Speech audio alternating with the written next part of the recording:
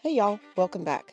We're starting today with a mini tree makeover that's perfect for nurseries, little girls' rooms, or anyone who's fully committed to that pink aesthetic. If you're here, I'm assuming that's you. Welcome to the club. For supplies, I grabbed 2 white mini trees from Dollar Tree, their velvet ribbon, some 1/8 inch Hello Hobby ribbon from Walmart, and a mix of tiny resin flowers and mini roses. Mine came from Temu. I combined the 2 trees into one fuller tree, I zip-tied them together, and I popped one stand back on. Next, I made these tiny little bows using that 1/8 inch ribbon. It's for 49 cents at Walmart, so you can make as many bows as you want to. When I held them up to the branches, though, they kind of disappeared.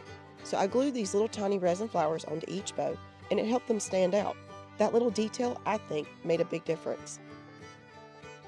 Then I grabbed these little paper roses. They already have a wire on the back, so I'm just going to twist them onto the branches. I also added some fairy lights because I think that fairy lights make everything look a lot more intentional. After that, I glued the bows right to the ends of the branches. Now, I didn't use high temp glue, so when she's ready to update her little tree, they'll just pop right off. All the crafts in this video are quick and easy actually, but I really wanted everything in the nursery to match. When decor looks more cohesive, it makes the whole room feel finished. For the topper, I used this pink velvet ribbon from Dollar Tree. I grabbed one of every color because self-control is not really my strong suit when I'm in that aisle. Now, it's a little floppy, but I'm very shabby chic in my decor, so a floppy rag bow is right up my alley. And of course, I dovetailed the ends. So I glued that bow right onto the top of the tree, and then I went back and I filled in the rest of the tree with another set of those paper roses, and I think it made all the difference. And here it is finished. Project number 2 is the quickest makeover of the entire video, and honestly, it's one of the most satisfying. So I grabbed this little tabletop mirror from Temu. It was about $3, and the rest of the supplies I already had on hand. It came in an off-white color with some distressing.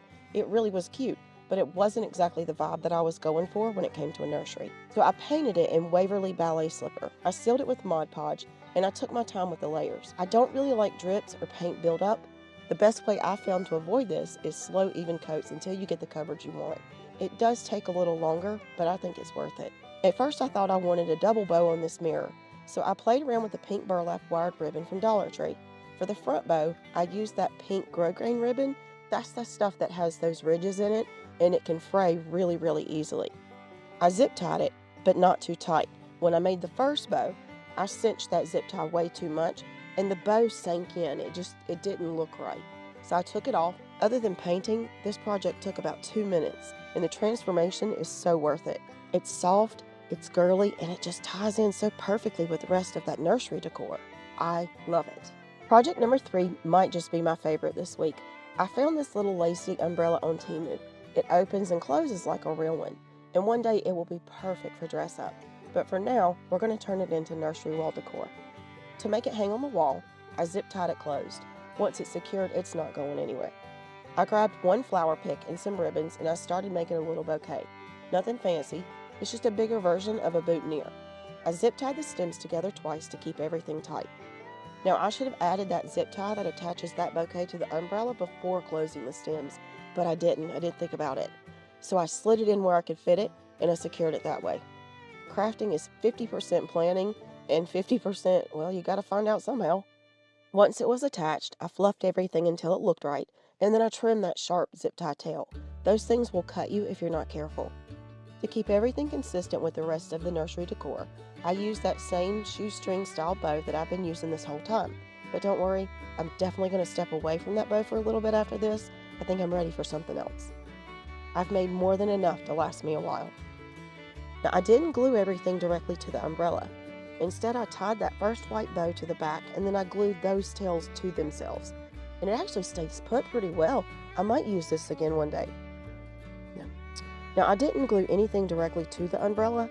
That way, when Mom wants to free it one day, all she has to do is snip that ribbon and snip that zip tie, and you're good to go.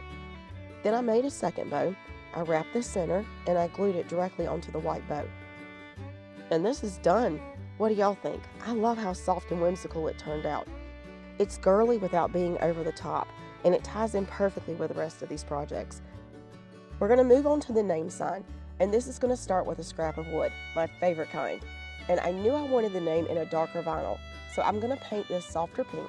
I once again went to Waverly Ballet Slipper, and I sealed everything with Mod Podge. Then I grabbed a candlestick from Dollar Tree and I painted it to match. I went ahead and sealed the sides of this first. The back of it is covered with some contact paper. I'm pretty sure this came from Mighty Dollar. I love this store. Everything is still $1.35 there. Both of these pieces got a good coat of glossy Mod Podge. And I have a question. I don't know what they put in that glossy formula, but that smell is downright offensive. That and the moss from Dollar Tree. If you know, you know. But if you don't, go smell it. Just do it slowly. For the background, I found this cute page in a scrapbook paper from Walmart. Once the Mod Podge dried, I drilled a hole in the bottom of the wood big enough for this dowel rod. Then I used my mini iron and some parchment paper to reactivate the Mod Podge and stick the paper down. And yes, I protected that table with the pot holder that my mom made for me. She made me a big one too. I'm not sharing. Once everything was cool, I trimmed the paper. You can use a file, sandpaper, scissors, whatever works. I used a blade because I know this one is sharp and I think it'll make a good clean cut. Next, I filled the candlestick hole all the way up with hot glue, and I set that dowel down into it. Now I want that dowel towards the back. That's going to leave me a ledge in the front where I can put the bow. After it cooled down, I added more glue to make sure it was completely filled, and I think that back looks much more finished this way. I'm going to seal this paper in, and I'm going to let it sit for a little bit, let everything dry and become a little bit more stable. Same bow and ribbon, pink burlap wired ribbon from the Dollar Tree, and pink grosgrain ribbon, probably from Walmart, knowing me. I made 2 little bows, I glued them together, and attached them to the ledge of the sign. This ledge is perfect for attaching those little bows to. Now for the name. I cut mine on Cricut, but you can absolutely print the name directly onto scrapbook paper or handwrite it if you don't feel like dragging out the machine. For the Cricut version, I opened a new project.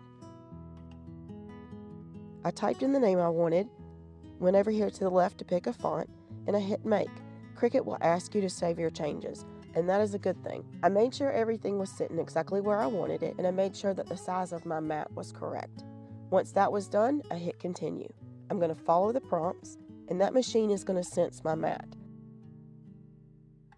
Once it figures out where we're at and what size, it goes ahead and it starts to cut. Ignore my old ratty mat. I know it looks terrible, but I have put this thing through so much, and it keeps on going. Once everything is cut, I weeded out the vinyl, I added paper transfer tape, and I applied the name to the sign. And that's it. A custom name sign for about $2. Not bad. I can handle that. Oh, and I have to say a special thank you to my little coworkers. It is never dull when they're helping. If you like this video, please remember to like, comment, share, and subscribe. It really does help my channel so much, and I appreciate every single one of you who's here. I will see y'all in the next one.